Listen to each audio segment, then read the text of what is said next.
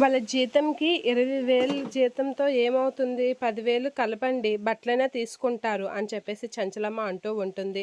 ఇక చంటి అయితే చాలా ఫీల్ అవుతూ ఉంటాడు చంచలమ్మ మాటలకి. ఇంత ఘోరంగా అవమానిస్తారా అనేది అనుకుంటూ ఉంటాడు.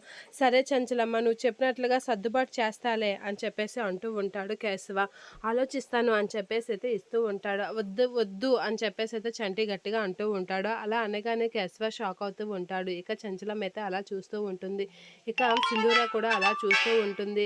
మీ డబ్బులేం మాకు అవసరం లేదు అని చెప్పేసి అంటూ ఉంటాడు. అలా అనేసరికి నేను నా నా భార్యకి పెళ్లి రోజు ఎలా చేసుకోవాలో నాకు తెలుసు. నా అసమర్థత గురించి మీరు అన్నారు కదా! నేనెంత సమర్థుడినో మీకు చూపిస్తాను. మీ డబ్బులేం నాకు అవసరం లేదు అని చంటి అయితే గట్టిగా అంటూ ఉంటాడు. ఆ మాటలకి చంచలమ్మ అయితే అలా చూస్తూ ఉంటుంది. ఇక రండి అమ్మాయి గారు అని చెప్పేసి అయితే చంటి సింధూరని తీసుకొని వెళ్తూ ఉంటే కేశవ అయితే ఆగరా చంటి ఈ డబ్బులైనా తీసుకో, నీ డబ్బులైనా తీసుకో అని అనేసరికి అవసరం లేదు. నా డబ్బులు అవసరం లేదు. నాకు నా సమర్థత గురించి చెప్పారు కదా!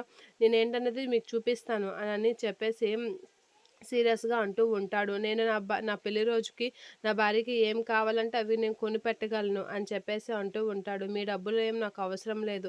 ఎవరో డబ్బుల మీద నేను ఆధారపడి ఉండను అని చెప్పేసి నా భార్యకి నేను ఏం కొనుక్కోవాలో నాకు తెలుసు అని చంటి చాలా కోపంగా అంటూ సింధూరనైతే అక్కడి నుంచి తీసుకొని వెళ్ళిపోతూ ఉంటాడు. అలా సింధూరాన్ని తీసుకొని వెళ్ళిపోతూ ఉంటే చంటి అయితే అలా వెళ్ళిపోయేసరికి అత్తమ్మ అనైతే అనుకుంటూ సింధూర అంటూ ఉంటుంది. ఇక చంచలమ్మ, కేశవ అయితే అలా చూస్తూ ఉంటారు వాళ్ళిద్దరి వైపు.